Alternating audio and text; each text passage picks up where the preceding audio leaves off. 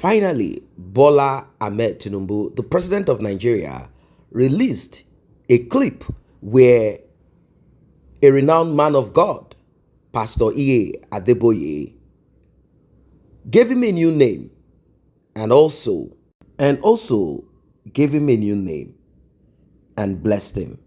And with this, Bola Ahmed Tinubu has this to say. I want you to watch this video from the beginning of it till the end of it. It's very important. Watch the clip and hear what Bola Ahmed Tinubu has to say. The way you pray for forgiveness is the way we pray for forgiveness in the Holy Quran. The day my wife was ordained a pastor, I was there. Pastor Adeboye gave me Abraham. I said, what's the meaning? He said, watch out, the father of nations. Welcome back. Welcome back. I want you to stay put as you're about to watch more clips. Now, after this statement by Bola Ahmed Tinubu, he said this in front of politicians, in front of stakeholders and all of that. And some people in RCCJ got upset. They are like, you know what? Is it as a result of the billionaires? Do not forget from the previous video, if you have not watched it, it's down there. Billionaires, according to Adeboye, he said there are 4 genuine billionaires, not those that are, in between, and rich people in his church. Now, one of those that queried Adeboye is Dele Momodu. He also wanted to contest, and he felt that should Adeboye support Remi Tinubu's husband, Bola Ahmed Tinubu, who is the president now, or the vice president, Yemi Osinbajo, then it means the rest of them who are not heavy in church, they don't donate heavy in church. It means it's partial, and that is as a result of a communique, or is it a communique? There is this memo that was passed in church, and it had to do with a creation or the creation of political committee or arm in church, and this prompted him to speak in such a manner. But to clear the air, Adeboye did something, and that is what I want you to watch. Let us watch this and we'll talk more. I need to talk to you today because I need to get this clear once and for all. My assignment is to pray for you, pray for nations, including Nigeria. My assignment has nothing to do with partisan politics. Don't distract my attention. You will bear me out, those of you who are genuine members of the Redeemed Christian Church of God. I have never told you this is the fellow you should vote for. Have I ever said that one? If somebody asks me today, like many people are already doing, that who is going to be our next president, the answer is, I don't know.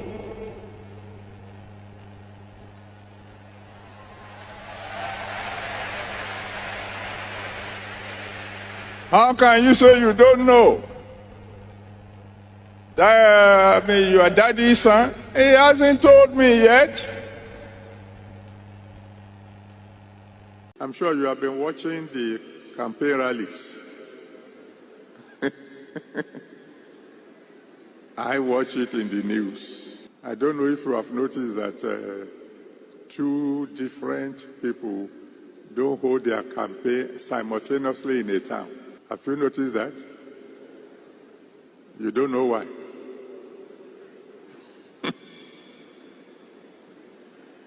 Because majority of the crowd,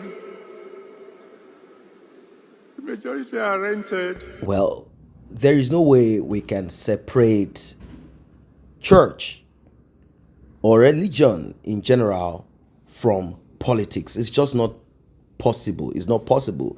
There are those who say, you know what, let us focus on religion, focus on what God has called you to do. It's more or less like saying you want to separate yourself from social life, separate yourself from the economy, separate yourself from what's happening in this world because you are a Christian or a Muslim or you belong to one faith or you belong to one creed or the other. It's not possible. Social life, religion, politics, and all of these are interwoven. That's the truth, that's reality. And this is where pastors, particularly those who have big ministries, such as Adeboye, come into conflict with themselves.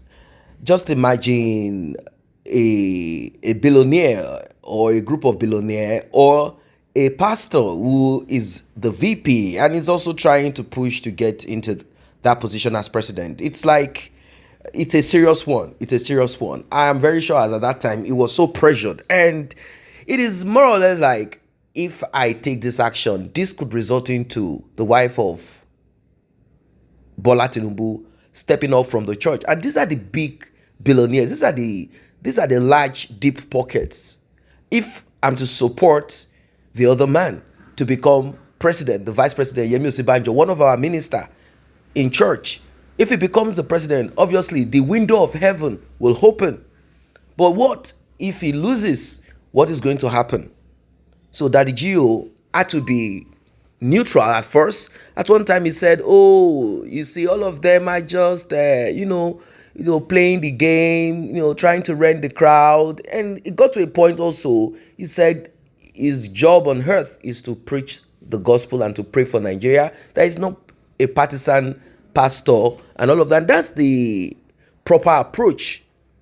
That's the proper approach to these things because politicians will use pastors, use clerics in general, and clerics also want to get some things off, from the politicians. That's how it works. It's a give and take. I'm going to give you I'm going to say a word in church or put people in a particular direction, and you also will have to do something for me. They probably could get a diplomatic passport to fly abroad at any time.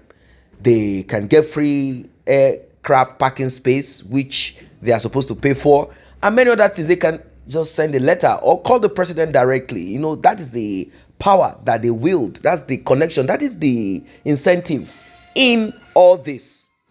And both of them know, clerics and politicians, they know this. Well, at the end of the day, Bola Tinubu ended up becoming the president, regardless of opposition. Until date, he's still facing opposition as a result of his shady background, academic records, and many other things in life. With this that happened in the past, do you think that one of those people, or two or three of those people who are billionaires in that church, do you think they'll be willing to drop big donation to RCCG? What are your comments? Like and share. See you in the next update.